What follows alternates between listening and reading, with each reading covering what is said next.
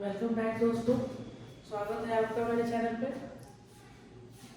हम financial accounting की series continue कर रहे थे और हमने पिछले क्लास में जनरल का कंसेप्ट देखा था और कुछ बेसिक एंट्री बनाना सीखा था। जैसा कि मैंने आपको वादा किया था कि हम अगले क्लास में पूरा जनरल का एक प्रॉपर क्वेश्चन देखेंगे बेसिक्स का, जिसमें हमें पूरा जनरल का कंसेप्ट एंड टू एंड समझ में आ जाएगा। हम एडवांस एंट्रीज की बात नहीं कर रहे हैं बट बेसिक एंट्रीज जिससे हमारा जनरल का कंसेप्ट स्टार्ट होता है। तो मैं आज आपके लिए प्रॉपर क्वेश्चन लाई हूँ जिसमें कोई एडवांस एंट्री नहीं है, सारी बेसिक एंट्रीज हैं। तो वो कैसे की जाती है फॉर्मेट में एंड वो पूरा प्रोसीजर क्या है और हम एक एक एंट्री को डिटेल में समझेंगे। तो आइए शुरू करते हैं। तो ये आपको एक जनरल का क्वेश्चन मिल रहा है। जनरल का क्वेश्चन क्या होता है? कुछ नहीं होता है, सिंपली आपको कई सारे ट्रांजेक्शन और उनके अमाउंट दिए रहते हैं। आपको पर्टिकुलर हर ट्रांजेक्शन्स को छांटना है कि वो किस अकाउंट के अंदर आता है, उसका क्या मतलब है और उनकी एंट्रीज को कैसे करेंगे। तो सबसे पहले हम क्या बनाएंगे? फॉर्मेट, क्योंकि हमारा फर्स्ट स्टेप क्या होता है? फॉर्मेट बनाना, वो भी हमारा कंप्लीट होना चाहिए। तो हम क्या लिखेंगे? Journal entries in the books of, तो हमें दिख रहा है क्वेश्चन क्या है? Enter the following transaction in the journal of CRR, यानी हम किसके बुक्स में एंट्री कर रहे हैं? तो सीआरआर के बुक में एंट्री कर रहे हैं। देन हम क्या लिखेंगे यहाँ? Date, particular, ledger folio, LF हम शॉर्ट में लिख सकते हैं, debit amount and credit amount. पहले मैं आपको एक बार रीड करके समझा देती हूँ क्वेश्चन है क्या, देन हम इसको स्टार्ट करेंगे। तो फर्स्ट ट्रांजैक्शन ये है, अप्रैल 2024 की बात हो रही है। 1 तारीख को सीआरआर स्टार्टेड बिजनेस। देन 2 तारीख को परचेज गुड्स फॉर कैश। 3 तारीख को परचेज गुड्स फ्रॉम सुभाष। 4 तारीख को परचेज फर्नीचर फॉर कैश। 7 तारीख को सोल्ड गुड्स फॉर कैश। 9 तारीख को सोल्ड गुड्स टू रमेश। तो आपको यहाँ दिख रहा होगा कि सेम चीजें बट थोड़ा सा हेरफेर किया है। उस छोटे से हेरफेर से ही आपकी पूरी एंट्री चेंज हो जाती है। अभी हम देखेंगे उसको डिटेल में। फिर 10 तारीख को पेड कैश टू सुभाष। 12 तारीख को रिसीव्ड कैश फ्रॉम सुभाष। 13 तारीख को purchase goods from Ravi for cash. फिर 14 तारीख को परचेज गुड्स फ्रॉम रवि। अब देखिए यहाँ 13 तारीख को भी रवि से खरीदा है, 14 तारीख में भी रवि से खरीदा है, बट यहाँ मेंशन है फॉर कैश, बट यहाँ कुछ नहीं लिखा है। तो उसमें केस में भी एंट्री चेंज हो जाएगी। तो इस तरह हमारे बहुत सारी ट्रांजेक्शन्स हुए हैं। तो आइए देखते हैं इसको जनरल में कैसे रिकॉर्ड हम करेंगे। तो स्टार्टिंग से स्टार्ट करते हैं। तो फर्स्ट एंट्री हम देखते हैं। तो अप्रैल 2024 की बात हो रही है तो हम यहाँ लिख देंगे 2024, तो उसी में कंटिन्यू रहेगा। तो पहले ट्रांजेक्शन कब है? अप्रैल 1, ये डेट का कॉलम है, मैंने डेट डाल दी। अब ट्रांजेक्शन क्या हो रहा है? CRR started business. तो जब आपने मेरा अकाउंटिंग कंसेप्ट का क्लासेस देखा होगा तो मैंने उसमें सेपरेट एंटिटी का या अकाउंटिंग एंटिटी का एक कंसेप्ट बताया था। तो सबसे पहला यूज देखिए उसी का आया है। वो कंसेप्ट क्या कहता है कि बिजनेस और बिजनेसमैन दोनों अलग अलग होते हैं। इसी वजह से बिजनेसमैन जो बिजनेस में पैसा लगाता है, ठीक है, तो वो एज अ लायबिलिटी बिजनेस को देता है कि ये लो पैसा काम कर लो और जब काम तुम्हारा हो जाए तो पैसा मुझे लौटा देना। तो बिजनेस के लिए वो क्या होती है? एक लायबिलिटी होती है। उस लायबिलिटी को बिजनेस कैपिटल कहता है। तो बिजनेसमैन के लिए तो भाई कैपिटल दे रहा है, बट बिजनेस के लिए वो लायबिलिटी है कि उसके ऊपर एक बोझ है कि उसको ये उसका पैसा नहीं है, उसको एक समय के बाद लौटाना पड़ेगा। तो कैपिटल इज अ लायबिलिटी। और हम पता है कि all assets are debit and all liabilities are credit. तो यहाँ पे हमारा एक आइटम हो गया कैपिटल और वो क्रेडिट होगा। क्यों? क्योंकि वो लायबिलिटी होता है। एंड लिखा है सीआरआर स्टार्टेड बिजनेस। अब बिजनेस किससे स्टार्ट होता है? बेसिकली बहुत सारी चीज़ों से बिजनेस स्टार्ट होता है। आप गुड्स ले, आप माल ले आ सकते हैं, आप असेट्स ले आते हैं, लेकिन जब अगर कुछ लिखा हो तब। जब कुछ नहीं लिखा है तो हम उसे मानेंगे कि बिजनेस कैश से स्टार्ट किया गया है, पैसों से स्टार्ट किया गया है। तो हमारे पास दो एंट्री आ गई, दो आइटम्स आ गए, एक हो गया कैपिटल और एक हो गया कैश। तो अब डुअल एस्पेक्ट क्या कहता है? एक होगा डेबिट, एक होगा क्रेडिट। तो क्योंकि कैपिटल हमारी लायबिलिटी है वो क्रेडिट हो गई एंड कैश किस में आता है? रियल अकाउंट में। और रियल अकाउंट का रूल क्या कहता है? डेबिट व्हाट कम्स इन। तो कैश आ रहा है इसलिए वो डेबिट हो जाएगा। तो हमारा कैश हो जाएगा debit according to real account to capital account. ये हमने ऐसे क्यों लिखा, ये मैंने प्रीवियस क्लास में समझाया है। अगर आपने प्रीवियस क्लास नहीं देखी तो प्लीज जाके पहले वो देखिए, तब आपको ये इजीली समझ में आ जाएगा। तो डेबिट का अमाउंट डेबिट कॉलम में, क्रेडिट का अमाउंट क्रेडिट कॉलम में, और अमाउंट हमारा रुपीज में चल रहा है तो यहाँ रुपीज लिख देंगे। तो कितने से बिजनेस स्टार्ट किया है, 50,000 से, तो यहाँ लिखेंगे 50,000 और यहाँ लिखेंगे 50,000, और यहाँ क्या लिख देते हैं, नरेशन बिजनेस स्टार्टेड या बीइंग बिजनेस स्टार्टेड। ये जो नरेशन होता है ये हमेशा पास्ट टेंस में लिखा जाता है। क्यों? क्योंकि एक्रूअल कॉन्सेप्ट क्या कहता है कि आप ट्रांजैक्शन वही रिकॉर्ड करेंगे जो घटना हो चुकी है। तो हो चुकी है बट हमेशा वो पास्ट की बात हो रही है, इसलिए नरेशन हमेशा पास्ट टेंस में ही लिखाता है। फिर आगे चलते हैं, यहाँ लाइन खींच देंगे पर्टिकुलर वाले ब्लॉक में। ये हो गई हमारी एक एंट्री कंप्लीट। सेकंड पे आते हैं 2 तारीख को, तो अप्रैल 2 की बात हो रही है। क्या कह रहा है अप्रैल 2? अप्रैल 2 ये कह रहा है परचेज गुड्स फॉर कैश। अच्छा, अब गुड्स खरीद रहा है। तो एक बात आप ये जान लीजिए कि जब भी गुड्स की बात होगी तो उसके लिए हम कभी गुड्स वर्ड का प्रयोग नहीं करते हैं जब खरीदने बेचने की बात हो रही है। अगर हम माल खरीद रहे हैं तो हम परचेज वर्ड का इस्तेमाल करेंगे, उसी तरह जब हम माल बेच रहे हैं तो हम सेल्स वर्ड का प्रयोग करते हैं। तो परचेज गुड्स यानी खरीद रहे हैं, तो यहाँ पे हम एक गुड्स को क्या नाम देंगे, परचेजेस। तो परचेज गुड्स यानी माल खरीद रहे हैं, गुड्स आ रहा है तो डेबिट हो जाएगा, डेबिट वर्ड कम्स इन, और उस गुड्स को खरीदने के लिए हमें क्या देना पड़ रहा है, कैश। तो कैश जा रहा है, तो एक हो गया गुड्स और एक हो गया कैश। गुड्स आ रहा है और कैश जा रहा है। तो जैसा कि मैंने कहा कि खरीदते समय गुड्स को क्या नाम देंगे, परचेजेस। तो परचेजेस हो जाएगा डेबिट, और कैश जा रहा है तो कैश हो जाएगा क्रेडिट। कितने से, 20,000 से। यहाँ पे नरेशन लिख देंगे, बीइंग गुड्स परचेज्ड। ये हो गई हमारी दूसरी एंट्री खत्म।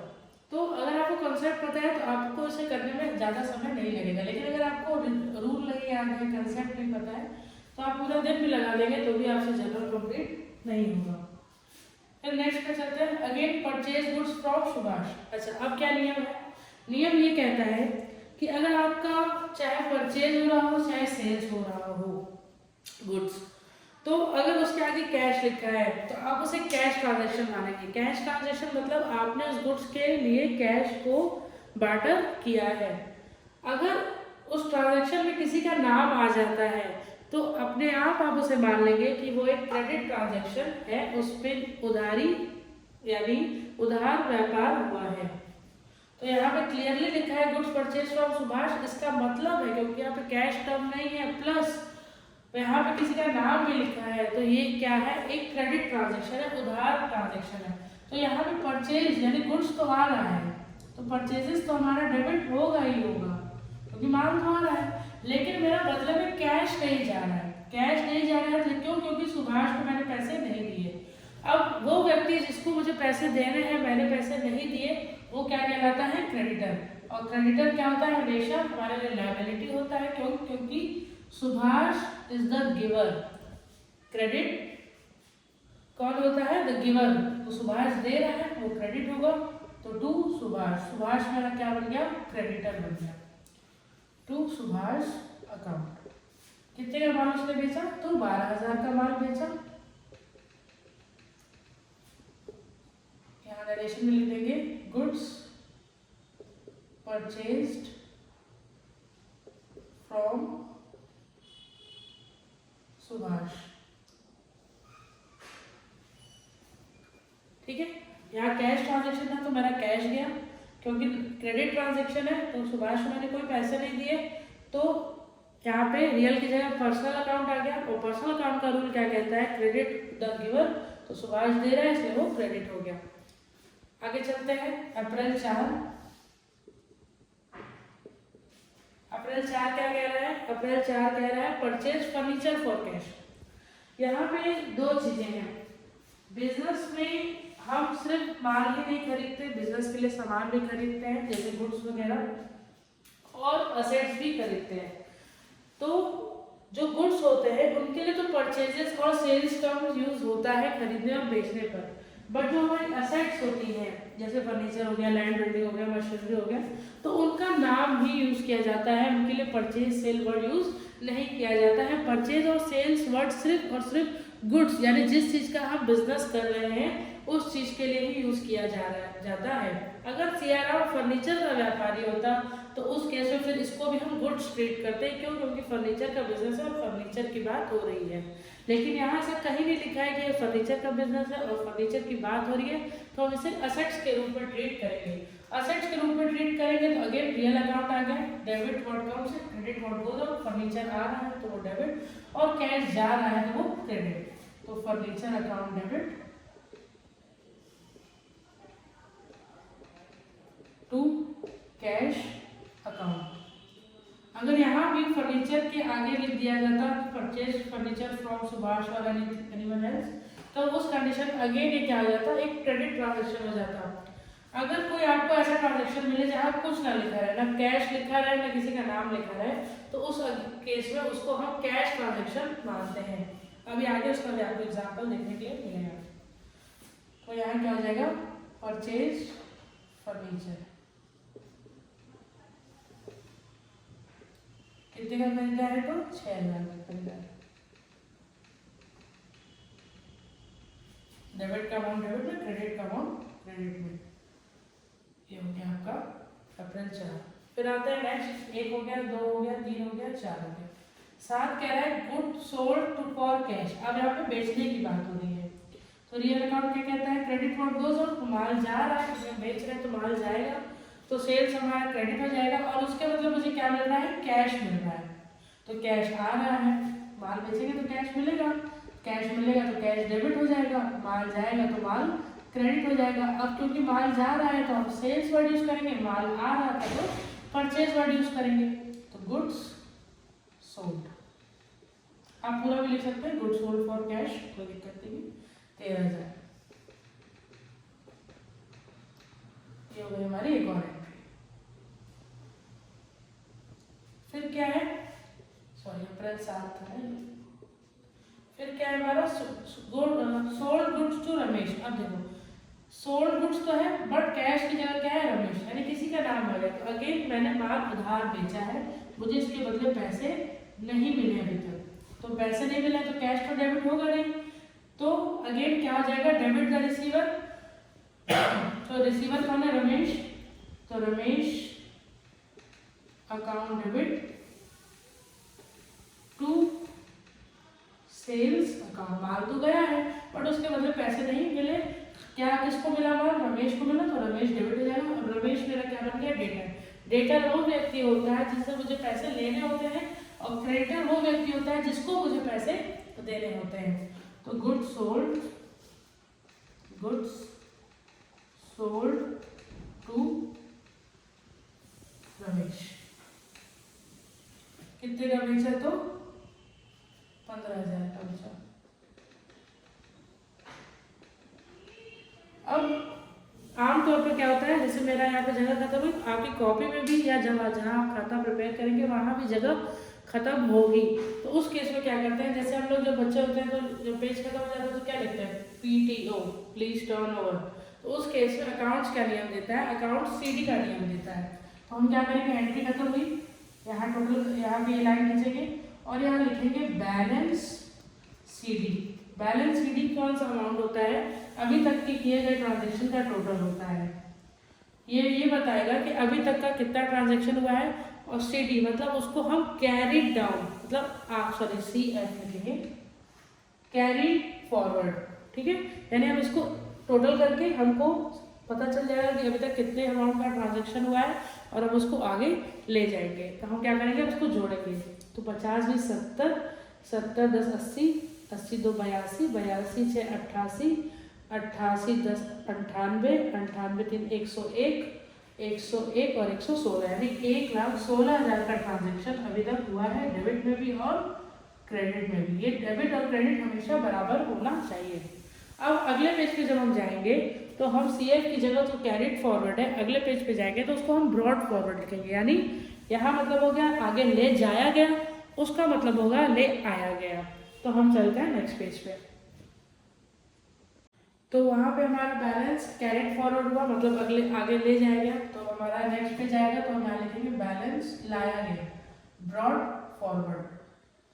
ठीक है, तो कितना बैलेंस हम ले गए थे? 1,16,000। तो हम लाएंगे भी कितना? 1,16,000। ठीक है, यहाँ पे हो गया, ये पुराना बैलेंस आ गया। तो आपको बार बार पीछे पलट के देखने की जरूरत नहीं है। फिर नेक्स्ट ट्रांजेक्शन पे चलते हैं। 10 तारीख को क्या हुआ? Paid cash to Subhash. पहले सुभाष से माल खरीदा था ना, अब हम उसको यहाँ पैसे दे रहे हैं। तो सुभाष पा रहा है कब? 2024 अगेन आ गया। अप्रैल कब की बात हो रही है? 10 की बात हो रही है। पा कौन रहा है? सुभाष। तो डेबिट द रिसीवर, तो सुभाष डेबिट हो जाएगा क्योंकि वो पा रहा है। और हमारा क्या जा रहा है? कैश जा रहा है, क्रेडिट नोट गोज आउट। ये जरूरी नहीं है कि अगर पर्सनल अकाउंट, एक डेबिट पे पर्सनल अकाउंट का रूल लग रहा है तो क्रेडिट पे भी पर्सनल अकाउंट का रूल लगेगा, ऐसा होना जरूरी नहीं है, क्योंकि ट्रांजैक्शन के अलग अलग इवेंट अलग अलग अकाउंट को बिलोंग कर सकते हैं। तो कैश पेड टू सुभाष कितना पे किया गया? 8,000। तो डेबिट में भी 8,000 और क्रेडिट में भी 8,000। और इस एंट्री को यहाँ कर देंगे बंद। ये एंट्री भी हो गई हमारी। नेक्स्ट है रिसीव कैश फ्रॉम रमेश। जैसे यहाँ कैश पे किया वैसे कैश रिसीव किया, तो कैश आएगा तो cash debit, debit what comes in to, देने वाला क्रेडिट, रमेश दे रहा है तो रमेश क्रेडिट हो जाएगा।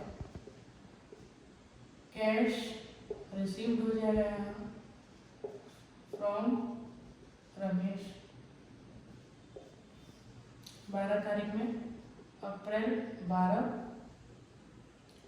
कितना? तो 10,000। उसको आपको एंट्री समझ में आ रही होगी।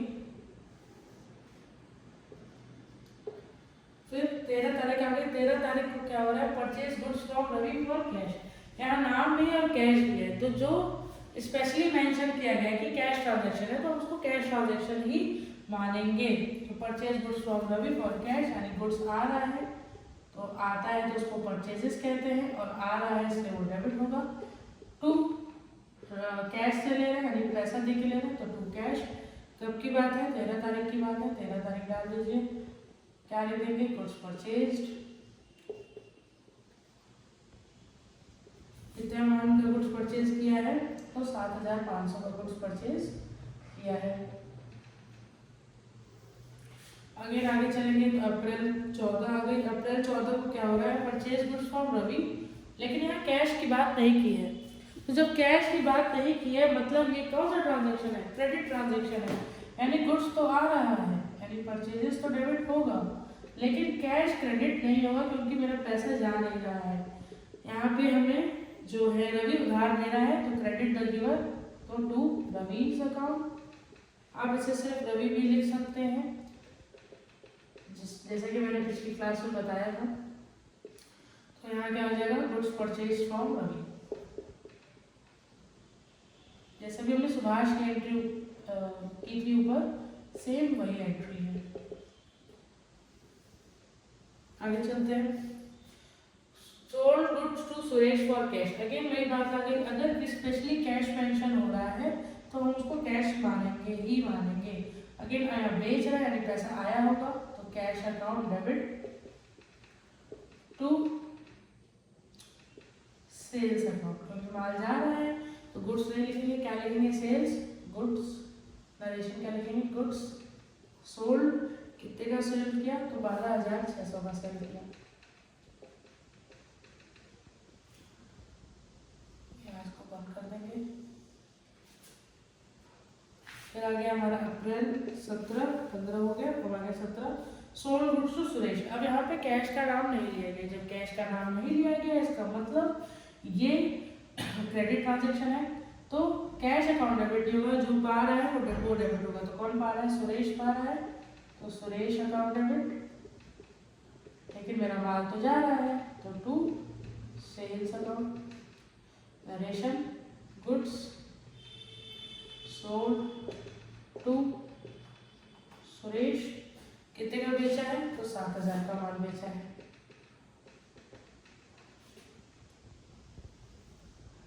ठीक है। अगेन मेरे पास जगह खत्म हो गई तो हम अगेन यहाँ क्या करेंगे, हम यहाँ लिखेंगे बैलेंस कैरेट फॉरवर्ड। तो हम यहाँ क्या लिखेंगे, बैलेंस ब्रॉड फॉरवर्ड। तो कितना ले आए थे हम, 1,66,100, 1,66,100। अब नेक्स्ट एंट्री पे चलते हैं, ये हो गया था हमारा। फिर है bought machinery for cash. Again assets की बात हो रही है और असेट्स अपने नाम से लिखी जाती है। तो कब की बात हो रही है, 2024 अप्रैल 20 की बात हो रही है। तो मशीनरी आ रही है, डेबिट व्हाट कम्स है, machinery account debit to. Machinery आ रही है किसके बदले, कैश के बदले, तो to cash account. Credit what goes out, कितने में आ रही है, तो 8,000 में आ रही है, 8,000 डेबिट 8,000 क्रेडिट। यहाँ क्या लिख देंगे हम, मशीनरी परचेज्ड।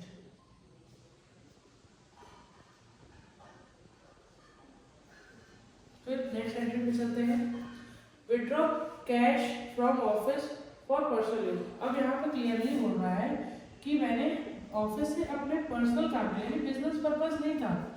तो जिस तरह बिजनेस ओनर अगर पैसा डालता है तो उसको कैपिटल कहते हैं, उसी तरह वो बिजनेस से पैसा निकालता है अपने काम के लिए तो उसको हम ड्राइव्स कहते हैं।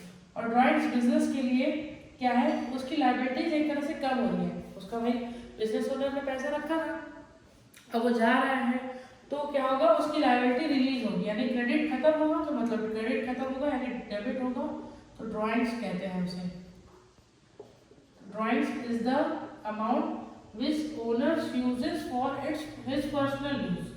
तो ड्राइंग्स अकाउंट डेबिट टू क्या ले जा रहा है, वो कैश ले जा रहा है तो कैश क्रेडिट हो जाएगा। कितना ले जा रहा है, तो 2,500 रुपये ले जा रहा है। ये हो गया हमारा drawing. Cash withdraw for personal use.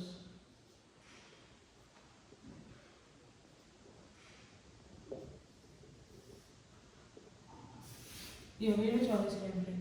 फिर 29 अप्रैल 29 क्या होगा, अप्रैल 29 को मैं रेंट पे करूँगा। रेंट क्या है, पे करें तो खर्चा है। All expenses are debit, nominal account करूँ तो रेंट अकाउंट डेबिट। किस फॉर्म में पे करूँगी, तो कैश के फॉर्म में पे करूँगी तो कैश अकाउंट।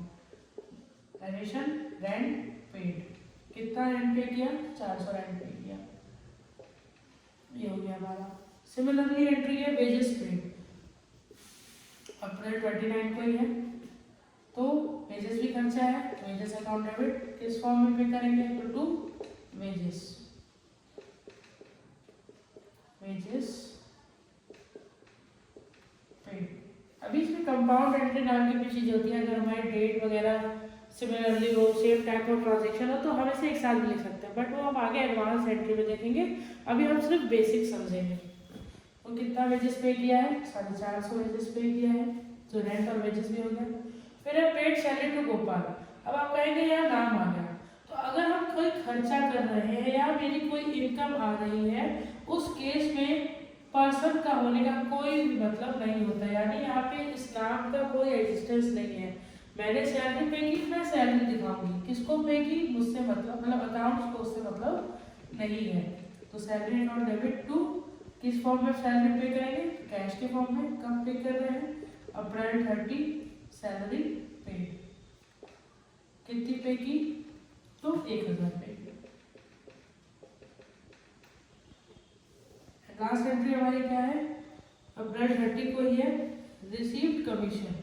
अप्रैल 30 अब कमीशन रिसीव्ड है, यानी पैसा आ रहा है तो कैश अकाउंट डेबिट, और commission is income and all incomes are credit, तो टू कमीशन अकाउंट।